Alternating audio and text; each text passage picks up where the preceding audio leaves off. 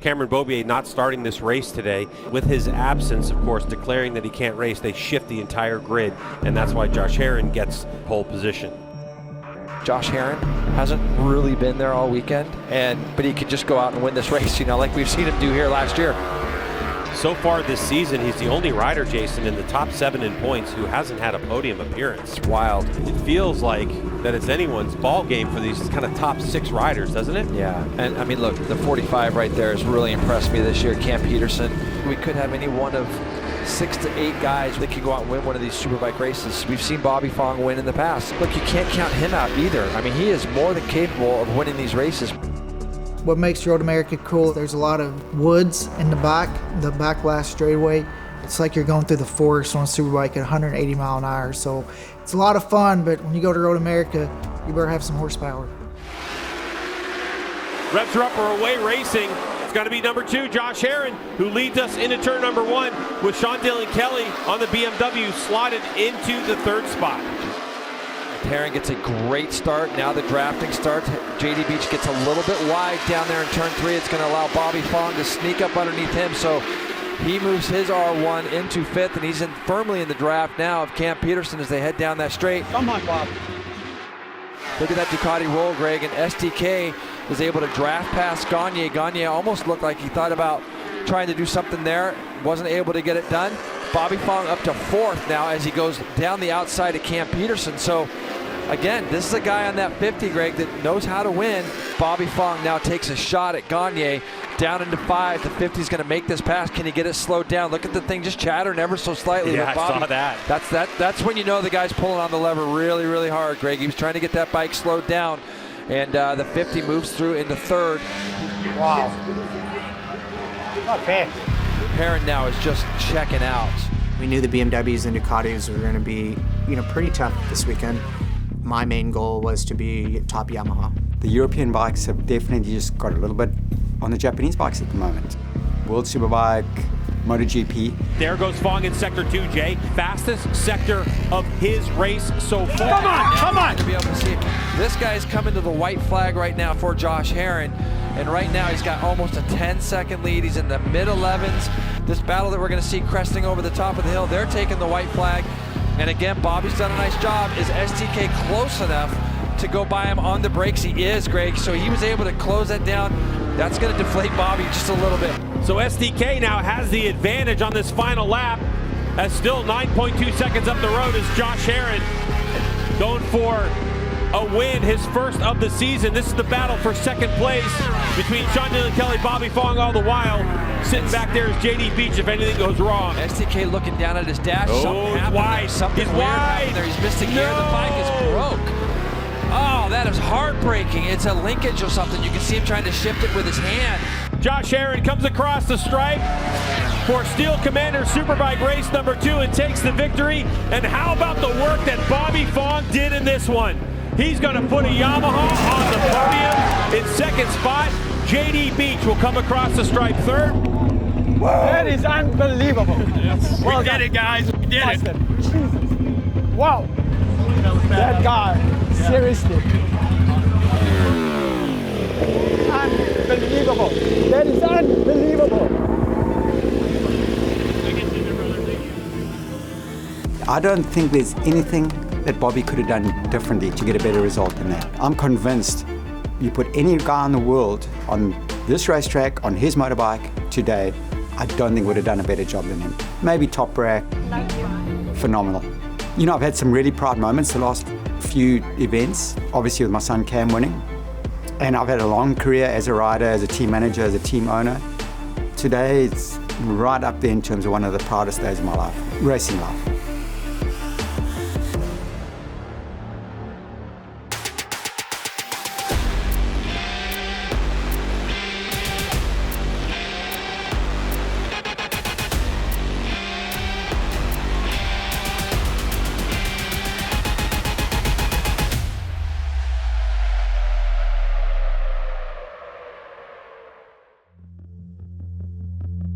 Weeks away from moving out of Redondo Beach, Bobby and Sydney enjoy their last bit of it. Look at, you see right there? There's dolphins You see him coming out of the water? How do you, yes, but are you sure that's a dolphin and not a bird? It's definitely not a bird. How do you go in and swim? What are you talking about? Dolphins aren't gonna hurt you. No, but like, if you're swimming and you're not wearing goggles and you can't see anything, how do you know that it's a dolphin and not a shark? Because I'm sure you get bit immediately and then you'll know. I'm just running on fumes 24/7. Even when I'm at home, like I always feel like I have something to do, so I always like wake up in the middle of the night, like, man, I gotta go to bed because I got something to do tomorrow. I gotta go in the office, or hey, I gotta train, or I have this group ride, or hey, I gotta drive 2 hours ready to ride a motocross bike. So I'm always on fumes. I'm just used to it. This weekend I'm not doing anything, and honestly, I want to chill before my busy few weeks after that. So we'll go this weekend to go get my suit for France. Okay. And then, Do you think I've waited too late to send the wedding invitations out, or you think 5 months is fine? that's fine. Yeah. I mean, most people don't know what they're doing tomorrow. Yeah. Bobby's a changed man. Like, you know, his nickname was Dirty Bob, and he was wild, and he did this, and he did that, and now he's just a husband. Hello. Or not. I'm telling you, people are scared of you. People are scared. People Hello, don't say a word, or not. Yeah. Yeah. All right, let me see. Let's see this dress. It's like a little bit big here. Yeah, but I do really like the color. I think it's gonna go perfect. I feel like we're shooting some reality TV show, Gossip Girl or some. We have this race weekend. We get back on Monday. Bobby then leaves on Wednesday and doesn't get back until the 9th, and we move on the 10th. Pretty much it's me who's, you know, packing and doing everything. He just gets to show up and everything is gonna be done. It's going down. I don't know. So I just heard her said somebody's trying to break in. Yeah. That's what we're talking about. This place is awesome. We're moving for sure. Yeah. I mean, you did get your I did get my bicycle jacked out of the parking garage. Yeah. And I'm parked back here in where nobody could see, and they just cut my damn lock. There's bad apples everywhere though.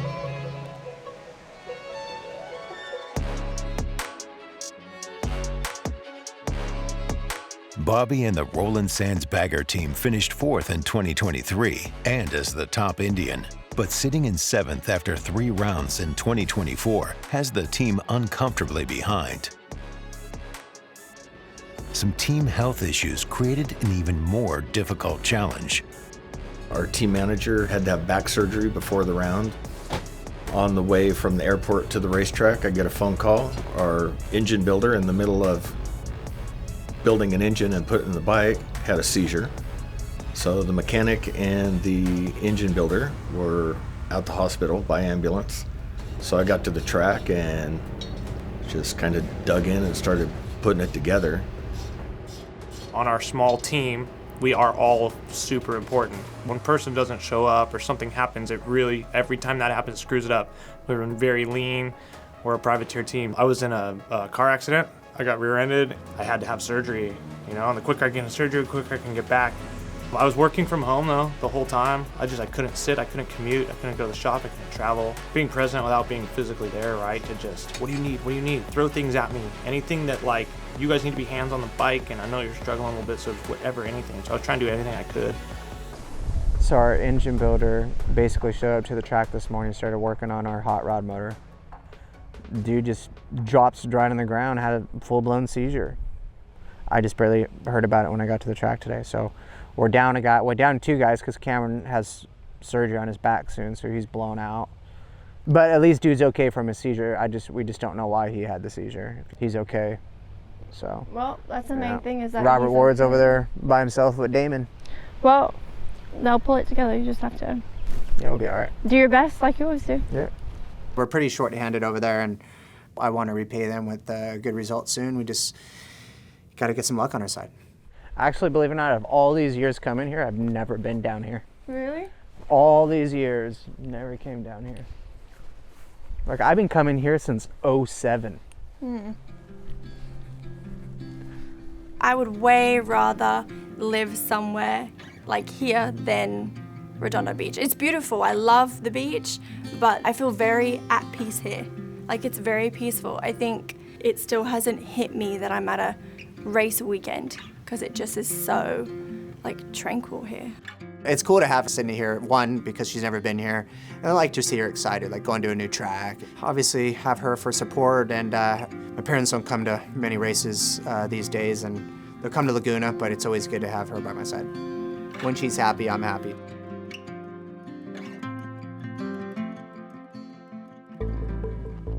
The day before move-in at MotoAmerica, Kayla, Yaakov, and her teammates led a track day and riding clinic. You're already on the side of the bike, you're locked in, and you're pushing it in, so the bike already knows you're gonna turn right. It just needs that little bit of help to help get it to the side of the tire, and that's what's gonna make the cornering fast. You never really get to see what the potential of a bike is on the street, so being able to take it to the track and ride with other Ducati owners and stuff like that is a really cool experience. It's a track day, but it's like the experience I try to give is essentially like a classroom instructional track day, so it's a lot more, you get a lot more bang for your buck for what it is. Helps them on the streets as well, you know, learn some things that they can go from the track over to the street that's a bit more safe for them, and they feel more careful of being on the streets, you know, from going on a track day. We're getting the hard braking that we're doing done straight up and down with the most contact patch, and as we're turning into the tire, making the contact patch a little bit smaller, right? We have less brake pressure. And that's the reason we try to straight line these corners. You can't even compare where I was at 16 compared with Kayla. She's so far ahead. What she's doing as a 16-year-old, let alone as a female, is amazing. I believe in her a lot. I think that she'll do very good and be pretty successful in her career if she just keeps having patience and learning about, you know, what Ben Speed says and some people kind of mentoring her. Everything's very fluid with motorcycle riding, and you'll kind of see that as you start to get faster, from transitions to body positioning, everything. It's honestly my first experience having teammates on the same bike as me. That definitely brings a new element to everything. Even though I'm their teammates and they want to beat me, you know, they've helped me out so much. PJ having world championship experience, and Corey being a champion in MotoAmerica too. Both of these guys know what they're doing. MotoAmerica has always been one of those tracks where you get a ton of fans. We had our shirts out there that weekend. A lot of people were buying shirts, which is always a good thing. I love seeing that. You know, when you come through the stands and you see your shirt, that's always a big motivation.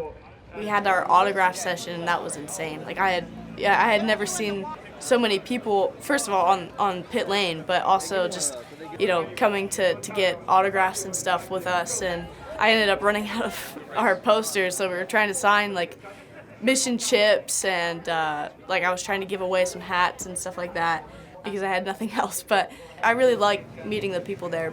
I think it's really important to be personable and, you know, try to form a connection, you know, as much as you can with the fans and the people around, because that's what's going to keep them coming back, is if they see those personalities. I think a common misconception and chatter amongst fans and viewers is that Kayla only got the ride on the Rahal Ducati team because she's a young woman, and it was something that made her unique and easily marketable. Kayla is a serious competitor, and she takes this sport just as serious, if not more so, than the rest of the field. If it weren't for the braid hanging out the back of the helmet, you would never know the difference. Short king. Short king. Yeah. Uh-huh. I guess let me get my picture. Come on, do this here. Yeah. Yeah. 2, 3. Got it. So cool. Awesome. Of course, yeah. I appreciate you guys. Thank you. I'm a fan of yours. Sorry. Oh, my goodness. I'm my eye. Nice to meet you. I'm Kayla. No, right?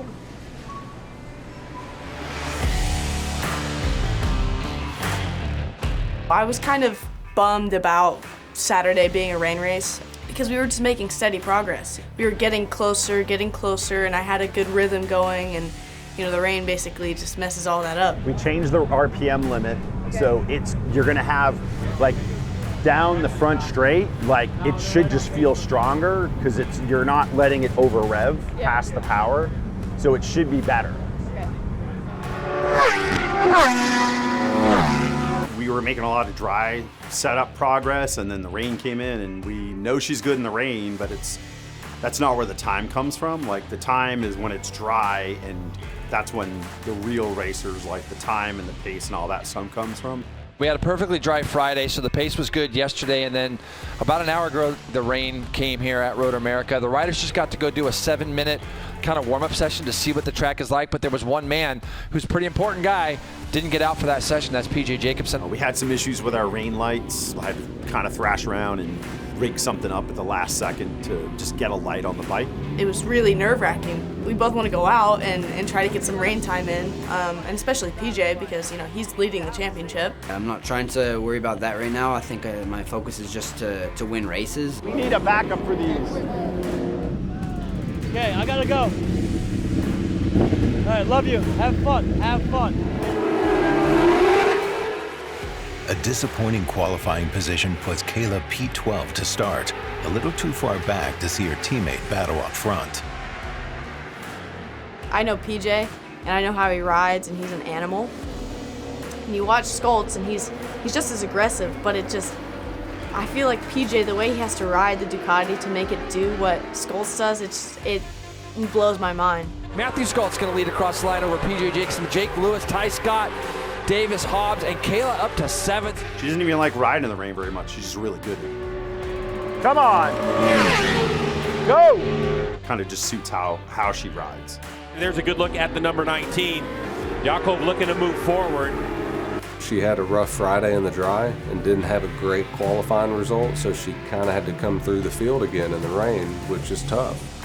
The learning curve and sometimes having to go into that uncomfortable zone.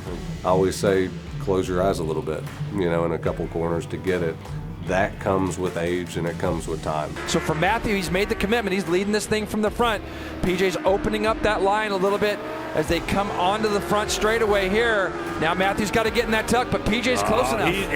He sat up, so here comes PJ Jacobsen. He doesn't even use the draft. He's just going to go to the inside, to the top of the hill they come, and perfectly played by PJ Jacobsen, and he takes victory by 0.04 of a second. I want to be just as aggressive and just as out of control as them. It's just making that step of maybe becoming a little bit more crazy and risking a little bit more. I know both Corey and I want to help PJ as much as possible and get him this championship and get our team this championship.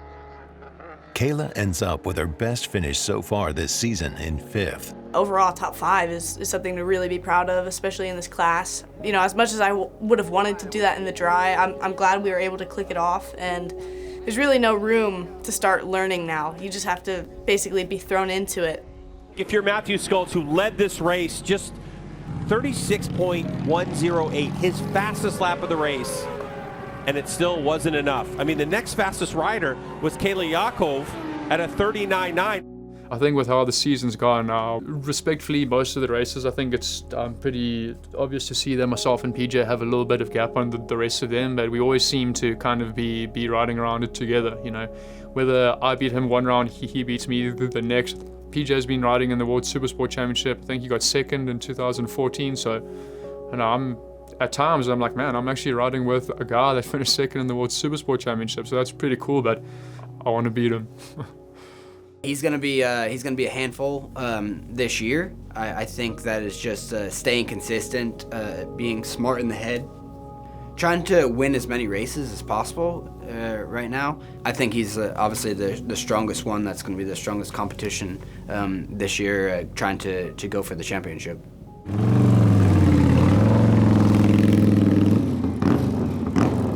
P2 now, a new fast time, 19.4. The first practice session for the King of the Baggers starts out pretty good for Bobby. Considering the crew was shorthanded, he ended up 3rd fastest.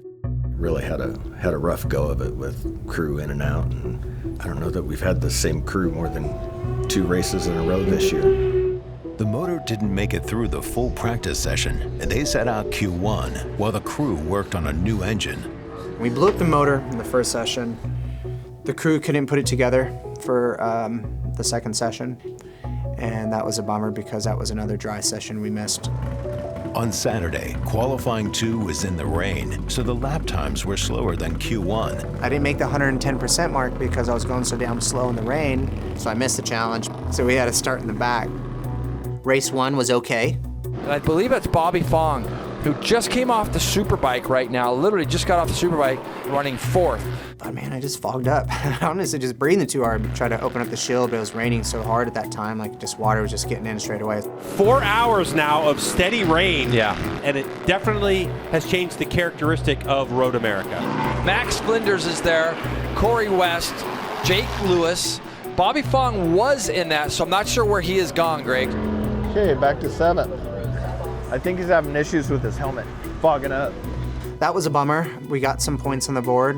We finished. I'm happy. We needed a finish. On the first lap in race 2, Fong moves up 5 spots and is running well until he reaches the front straight and the bike gives way to an issue. It's been a hell of a weekend on the bagger. Saw Bobby Fong roll just past our commentating spot and pulled his bike to the side, so early race for Bobby Fong. We've had so many issues this year that were just things we haven't seen. We lost a regulator and just all this weird stuff. Another bagger weekend of nonstop problems has Bobby's chances of contending for the championship pretty much over. We really thought we had a chance to come in this year and do really well. And then it just, once the season started, I mean, it went bad from Daytona. I had those guys covered. I know. It's just been heartbreaking.